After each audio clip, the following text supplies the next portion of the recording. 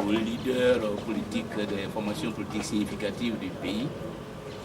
Évidemment, c'est pour préparer l'avenir de la Côte d'Ivoire. Nous sommes en Côte d'Ivoire dans un contexte politique où ce n'est qu'à travers une majorité, à travers une alliance, qu'on peut gouverner la Côte d'Ivoire.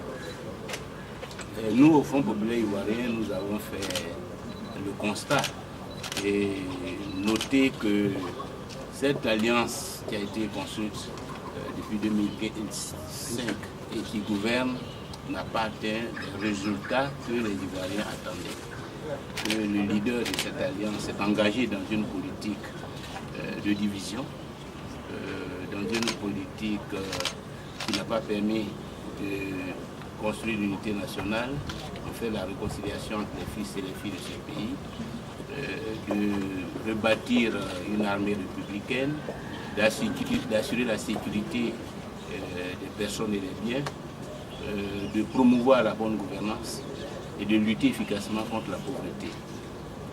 Dans un contexte de ce genre, il appartient aux acteurs politiques de réfléchir à l'avenir, de ne pas attendre que l'alliance actuelle, je dirais, chute avant d'envisager des rapprochements pour reconstruire une nouvelle alliance. Il faut donner une chance à la Côte d'Ivoire demain, si elle n'est pas satisfaite du RHDP, de pouvoir, je dirais, promouvoir son développement à travers une nouvelle configuration politique en Côte d'Ivoire. Et c'est pour cela que nous entamons ces rencontres.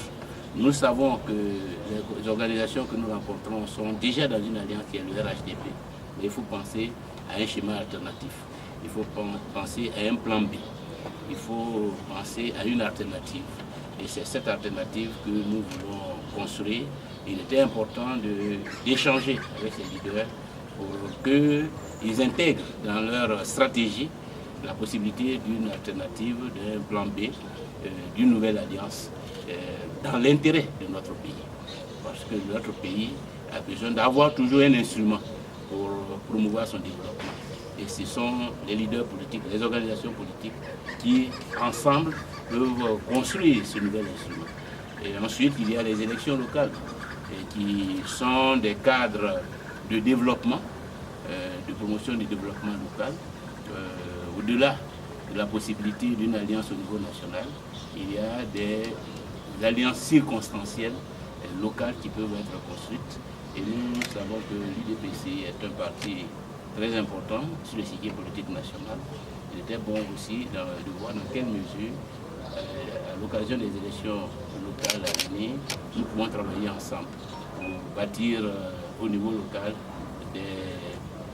des équipes pour aider à résoudre les problèmes quotidiens que rencontrent nos parents sur le terrain. Donc voilà les deux raisons de notre présence ce soir, en indiquant que nous sommes quand même venus d'abord aussi pour souhaiter une très bonne et heureuse année 2018 au président, monsieur le président de l'UDPCI, à l'ensemble de ses collaborateurs et à leur famille.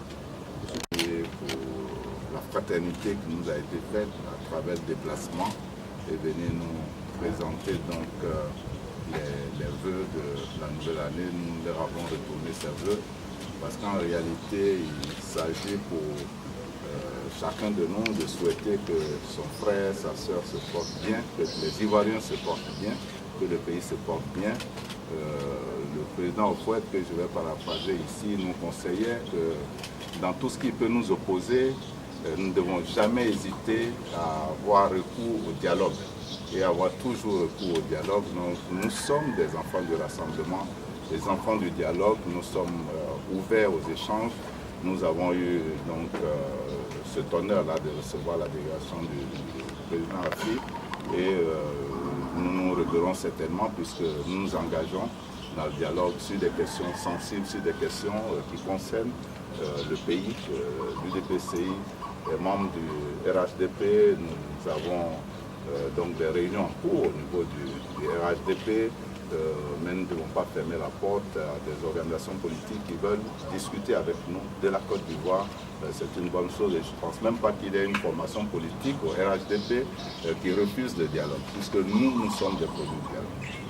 Est-ce que dans ces discussions... Civil, ce document, nous l'avons depuis quelques heures maintenant, nous sommes en train de l'examiner et le moment venu, nous donnerons un peu notre avis sur ce document.